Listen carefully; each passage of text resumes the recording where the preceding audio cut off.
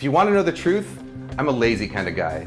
If I'm going from point A to point B, I'm going to find the quickest, easiest way to do that. And at Thanksgiving time, point A is raw turkey and point B is cooked turkey with perfectly juicy meat and crispy skin.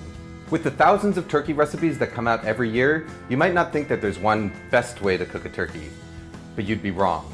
There is a best way, and it's called spatchcocking. Here's how it works.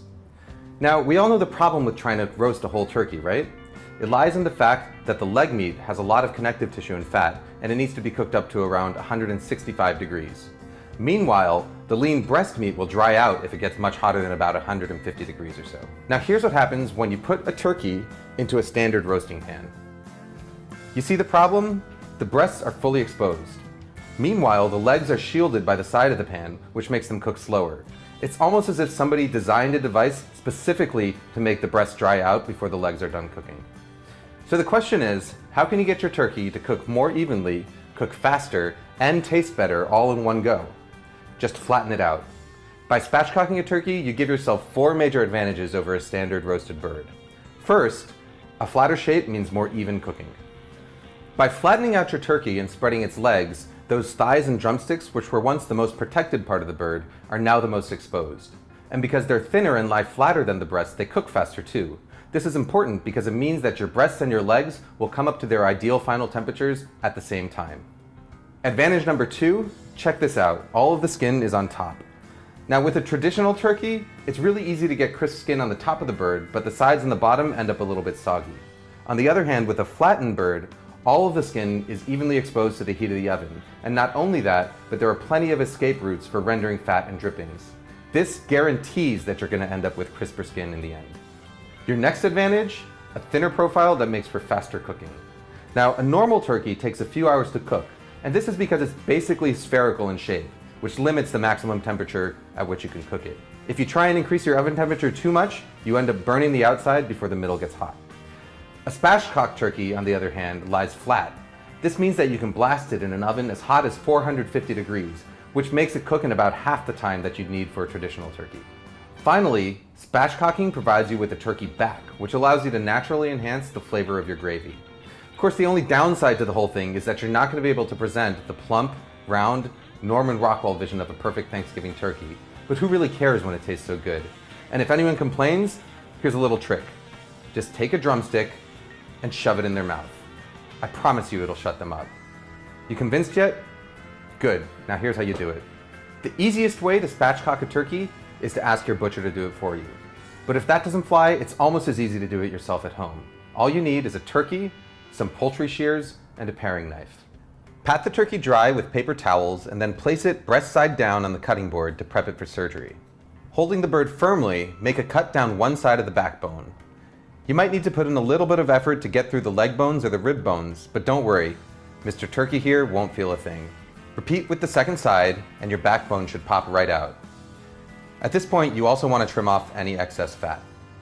Next, use your paring knife to cut around the wishbone, running it along both sides of each bone. You should be able to pop it right out. This isn't 100% necessary, but it'll make it easier to carve down the line. Next, flip the bird over and spread its legs out. Then press down on its breastbone hard to flatten it. You should feel the breastbone crack a little bit. Now tuck the wingtips underneath and you're all set to roast. Line a rim baking sheet with aluminum foil and scatter some diced vegetables on top of it. Onions, carrots, and celery, along with some sprigs of thyme and a couple of bay leaves. These vegetables not only add flavor to the drippings, but they also release enough moisture to prevent your drippings from scorching. Set a wire rack on top of the vegetables and then arrange your turkey on top of it, and season it well with salt and pepper. Then throw it all into a 450-degree oven and set your timer. While the turkey roasts, chop up the backbone with a cleaver or a chef's knife, then sauté it in some oil in a saucepan until it gets a little bit brown. Add some more aromatic vegetables and sauté those too.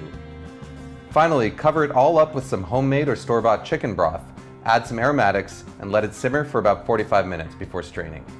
To thicken your gravy, cook a 1/4 cup of flour with a few tablespoons of butter until it's golden, and then very slowly whisk in your stock to make a rich, thick gravy. I like to add a touch of soy sauce and fish sauce along with plenty of black pepper in order to boost its rich, savory flavor. When your turkey is approaching the 75-minute mark, start checking its temperature. I like my breast meat at around 145 to 150 degrees, which is technically lower than the government recommends you do it, but the extra juicy meat is well worth the minimal risks for me.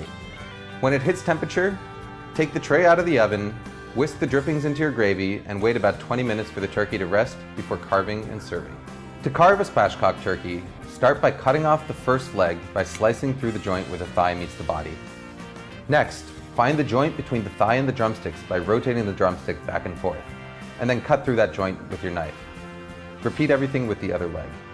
Remove the wings by locating the ball joint near the top of the breast and working the knife through it. The wings can be left whole or further separated into drumettes and flats by cutting through the first joint. Hold the breast firmly in place with one hand and then slice down one side of the breast, using the tip of the knife to follow the contour of the bone. Continue using the tip of the knife to slowly work the meat away from the breastbone, pulling it outwards with your fingertips to separate the meat from the bone. As you continue to slice, the breast should fall away in one complete piece. Make sure you take the tenderloin along with it. Repeat this for the other side, and you now have 2 breast halves, 2 drumsticks, 2 thighs, 4 wing pieces, and 1 carcass which you can use to pick meat from for leftover soup. To continue carving the turkey into serving pieces, slice each breast into several slices on a bias and transfer to a warm serving platter. The hip bone should still be attached to the back of the thighs, and this has to be removed. To do this, pick up the flat bone from one side and gently shake it back and forth until the thigh bone pops out of its socket. Pry away the hip bone and save it along with the carcass for soup. Now cut along one side of the thigh bone with the tip of your knife, removing as much meat as possible along the side.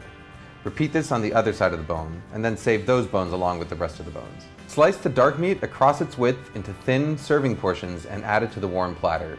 Then top it all with the wing pieces and the drumsticks. Who really needs a large centerpiece when you've got a platter full of perfectly cooked meat and crisp skin to pass around? I promise you, your guests will not miss it.